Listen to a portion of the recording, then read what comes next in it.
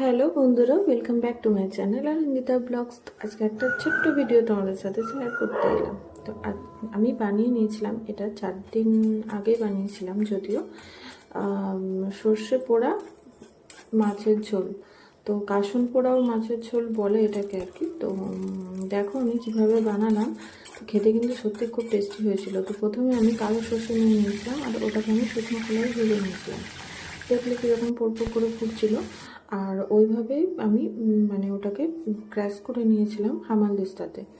আর মাছ ভাজা হয়ে গেছিলো আর আমি তেলের মধ্যে দিয়ে দিয়েছিলাম কালো জিরে, হিং আর কাঁচা লঙ্কা দিয়ে আর জল দিয়ে নিয়েছিলাম কিন্তু।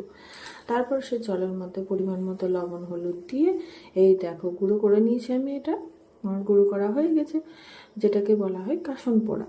তো আর জলটা ফুটলেই আমি মাছটা দিয়ে দেবো। মাছটা দিয়ে এবারে কাসুন পোড়াটাও দিয়ে দেবো। মাছটা একটু ফুটিয়ে আমি কাসুন পোড়াটা দিয়ে দেবো। কাসুন পোড়াটা দিয়ে ফুটিয়ে ভালো করে গরম ভাতের সঙ্গে খেয়ে নিয়েছিলাম। দারুণ টেস্টি হয়েছিল। তোমরাও বানিয়ে খেয়ে দেখো, আশা করি খুব ভালো লাগবে। তো চলো টাটা, আবার দেখা হবে নেক্সট ভিডিওতে।